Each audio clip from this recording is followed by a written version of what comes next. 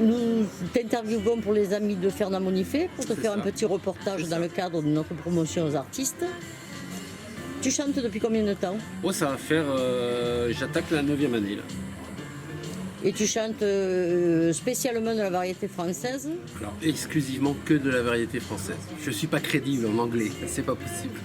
Tu es le sosie officiel de Christophe Maé. C'est ça. Donc tu as un répertoire sur Christophe Maé. Voilà, actuellement, voilà, je suis en train de créer un nouveau spectacle avec les toutes dernières chansons de Christophe Maé. Mais tu es aussi auteur-interprète. Voilà. Et donc tu as sorti un album. Farois. Alors, je suis varois de cœur et de longueur de temps, parce qu'en fait, moi je suis né dans les Vosges à Épinal. Donc, à l'âge de 4 ans, mon père, où toute sa famille est de Toulon et de Hyères, etc., etc. Mon père est né à Oran, donc mes grands-pères espagnols, algériens espagnols. Donc, ils ont été rapatriés en 62 sur Toulon. Mon père a travaillé à Épinal, donc c'est là qu'il a rencontré ma mère, et on est revenu sur la motte dans un premier temps, j'avais 4 ans. Ensuite on a fait la motte, Draguignan, parce que mon père a travaillé à l'école d'artillerie de Draguignan, donc a fait toute sa carrière à l'école d'artillerie. Il a fait construire une maison à Figalière, donc moi après jusqu'à, je dis pas de bêtises, jusqu'en 88 je suis resté varois, parce qu'après je suis monté en Allemagne, parce qu'après j'habitais à Épinal. Mes parents ont divorcé, donc j'ai suivi, j'avais 13 ans. Je suis resté à Épinal de 13 ans jusqu'à 18 ans. À 18 ans, j'ai fait l'armée en Allemagne. Et après, je suis redescendu dans le Var parce qu'il faisait trop froid là-bas, donc je ne pouvais pas. Et puis voilà, depuis que j'ai 19 ans, ben voilà, j'ai pu quitter le Var, tout simplement. Alors il y a un peu de bruit, mais on est dans un casino. Ouais, On très est dans beau le lieu, plus d'ailleurs. joli casino qui puisse exister aux C'est vrai. alentours. Hein. C'est vrai, c'est vrai. C'est le casino de Sanary. Et au passage, nous remercions la directrice Laetitia de nous avoir autorisé à faire l'interview. Ça a un peu coupé tout à l'heure, mais je le reprendrai au montage. Oui, non, mais c'est pas grave. On parlait de Jackie. On était sur la fin, mais comme je ne me rappelle plus du tout de la fin de ta Donc je phrase, disais voilà. que Jackie est une personne très, très sympathique, très simple. Très simple, qui ne se prend pas la tête, qui a un humour, mais alors un super humour. Et puis également la production d'Idées et Fin, Cathy Gerber, qui nous fait extrêmement et beaucoup de confiance au niveau des jeunes artistes et qui est vraiment ouvert et puis qui nous laisse la possibilité de nous faire connaître, pas qu'une fois, plusieurs fois, puisque à chaque fois, dès l'instant que je sors un single ou autre, je l'appelle, est-ce que tu peux me caser? Aucun problème. Ok. Christophe Maé a sorti son dernier album qui s'appelle La vie d'artiste. Donc moi, j'ai décidé de faire mon spectacle qui faisait, je vais vous montrer, puisque j'ai fait le petit flyer, qui s'appelle tout simplement Ma vie d'artiste. Voilà. Alors, il y a deux possibilités pour les personnes. Soit ils choisissent le spectacle Ma vie d'artiste avec exclusivement que du Christophe Maé. Donc je vais mélanger un petit peu tous les styles Christophe Maé, où il va y avoir les anciennes chansons, les toutes premières chansons, il va y avoir Belle Demoiselle, il va y avoir La Poupée, il va y avoir Marcel, un petit peu plus récente, il va y avoir forcément Il est où le bonheur, mais les toutes dernières chansons, donc il y a Les gens, il va y avoir Casting, il va y avoir Bouquet de roses. Donc c'est un spectacle qui va durer entre 45 minutes et 1h15. Ça c'est la partie Christophe Maé. Mais si les personnes ou les clients veulent tout mélanger, donc là je vais mettre en avant ma personnalité qui va être ma vie d'artiste à moi, où là je vais faire du José Vaé. Et là, je vais chanter uniquement que des chansons françaises et des chansons qui m'ont accompagné tout le long de ma vie. Donc là, ça va être aussi bien Place des grands hommes de Patrick Bruel, ça va être Femme que j'aime de Jean-Luc Lahaye. Donc moi, j'ai vraiment bercé dans les années 80, donc ça va être vraiment axé dans les années 80, uniquement que des chansons françaises, mais également Christophe Maé fait partie de ma vie. Donc forcément, je vais être obligé également de chanter du Christophe Maé, donc des chansons comme Il est le bonheur. Mais ce que j'insiste, c'est que je chante en live, Ça c'est très important. Il y a beaucoup d'interactivité avec le public parce que j'adore ça. J'adore, je suis quelqu'un de très vrai qui ne chante pas en playback et qui va donner beaucoup à mon public. Et puis surtout également, toutes les bandes son que je vais mettre en place ont été repris de A à Z et construits de A à Z en studio d'enregistrement. Donc ça va être des bandes son qui vont être inédites, c'est-à-dire qu'il n'y a pas de copier-coller. Il va y avoir ma petite touche finale où je vais faire interagir le public. On va faire applaudir également, mais également ils vont chanter. Donc tout ça, ça fait partie de la mise en scène. Entre 45 minutes et 1h15. Et après, ça sera les personnes qui décideront ce qu'ils veulent. Mais ça prend du temps tout ça. D'accord. Et comment ça t'est venu d'être sosie officiel de Christophe Maé? Alors ça a été une longue histoire. Tout a commencé en 2011. J'étais vice-président du comité des fêtes de Carcès et le président était parti en vacances et je devais organiser un grand concert pour la mucoviscidose. Voilà. Et je ne savais pas quoi faire puisqu'on avait fait des lotos, des choses comme ça. Et j'ai dit non, là cette année il faut qu'on tape très très très fort. Et puis j'ai eu l'idée de faire venir tous mes amis sosies. Voilà, donc il y avait Marion Cloclo qui est de la région, il y avait Gabriel Mailly qui a été finaliste de sosie en autre sosie avec Christophe de Chavannes, il y avait plein d'amis comme ça, j'avais une quinzaine d'artistes. Il y avait Molino Jackson qui était venu de Paris spécialement, gratuitement pour faire ce spectacle-là et tout. Et donc moi j'étais derrière, je me suis occupé de la mise en place, la collaboration avec tous les artistes, etc. Et puis après j'étais sur une grande console. Et j'ai tout géré et ça m'a plu. Mais en plus de ça, on m'a laissé la chance de chanter en finale. Donc et là je me suis rendu compte que c'est ce que je voulais vraiment faire. Mais j'ai fait venir mon ami Jean-Marc Chézal, qui est le sosie officiel de Michel Polnareff. Et puis il habite à côté de moi, donc forcément il y a des liens qui se sont créés et tout. Et puis en 2011, quelques temps après cet événement-là, il m'a invité. Il est parti à Douai, il m'a dit viens voir, il faut que tu fasses un truc avec moi et tout, on va à Douai, je vais faire un truc et tout, et je ne savais pas ce que c'était. Et c'était un festival de sosie. Sauf que ce que moi je ne savais pas, c'est que j'étais prévu dans le festival. Donc il m'a dit, maintenant que je suis dans la voiture, il me dit, écoute, maintenant il faut que tu fasses du Christophe Maé, ça va se passer à l'auditorium de Douai, il faut que tu joues le jeu. Bon, je me suis pris au jeu. J'avoue que j'étais tétanisé devant le public la première fois, parce que c'est pas facile non plus. Et puis moi j'ai laissé un petit peu tomber parce qu'au départ je dis ouais c'est un délire machin et tout. Et puis un jour j'ai fait un autre spectacle en Vendée où là j'étais avec mon ami Johnny Guitar. Et puis j'ai eu la chance de chanter en finale la toute dernière chanson. On m'a dit t'as la gueule de l'autre, t'as la voix de l'autre, pourquoi tu le fais pas? Vas-y. Je voulais absolument pas le faire parce que j'avais peur justement de prendre la grosse tête parce que je sais comment je suis. Je voulais pas quoi. Et puis on m'a tellement convaincu de le faire. Moi je me suis présenté au jeu, j'ai commencé le bonheur. Et puis je voyais qu'il y avait vraiment une vraie activité, une interactivité avec les gens. Puis les gens me disaient, et c'est ça que j'adorais, c'est qu'on me disait ah j'aime pas Christophe Maé, mais grâce à toi j'ai découvert qui il était. Et puis j'aime bien ce que tu fais. Puis donc ça m'a vraiment boosté. En parallèle j'écrivais mes chansons. Donc grâce à Christophe Maé, par l'intermédiaire de ce que je faisais sur Christophe Maé, je me faisais connaître et les gens découvraient également que j'avais une autre facette sur la chanson française. Et puis maintenant, pour rien au monde, je changerai quoi. J'adore ça. J'étais en train de dire que tu as plusieurs cordes à ton arc. On a vu auteur-interprète, sosie de Christophe Maé, DJ, et puis c'est déjà pas mal sonorisateur également de sonorisateur. Et donc, est-ce que tu as d'autres projets? Est-ce que tu peux te projeter et dire un jour je ferai ça? Moi je pense que quand je fais le bilan de mes 2 dernières années... Ça rentre un peu dans le rythme de ton album. Déjà ça rentre dans le rythme de mon album, mais déjà pour moi il y a 10 ans en arrière c'était inaccessible ce que je fais aujourd'hui.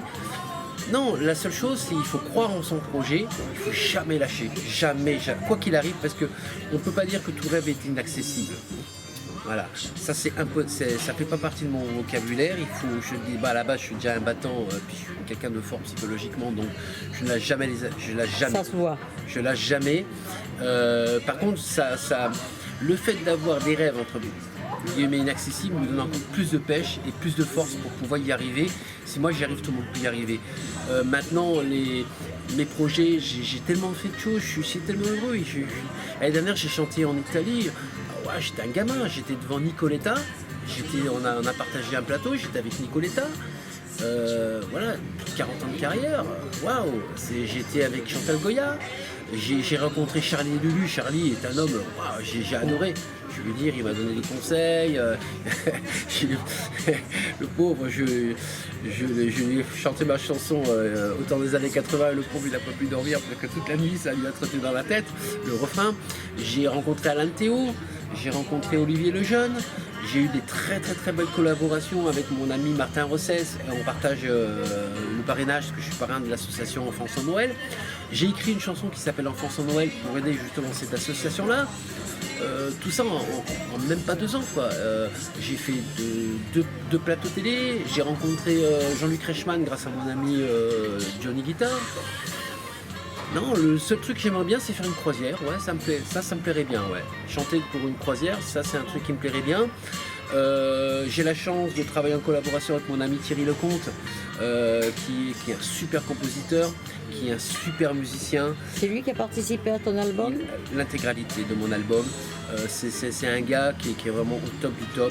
Ça veut dire qu'il a quand même été 20 ans chef d'orchestre de Chanson Saint-Michael. Il a fait 2 fois le tour du monde avec le Club Med One. Il a écrit, il a composé 4 musiques qui avaient été validées pour Calvolerie, Le Marshall. Bon, malheureusement, entre-temps, ça n'a pas pu se faire à cause de son décès. Et là, il est en collaboration avec Naya, le sosie de Céline Dion. Un truc top.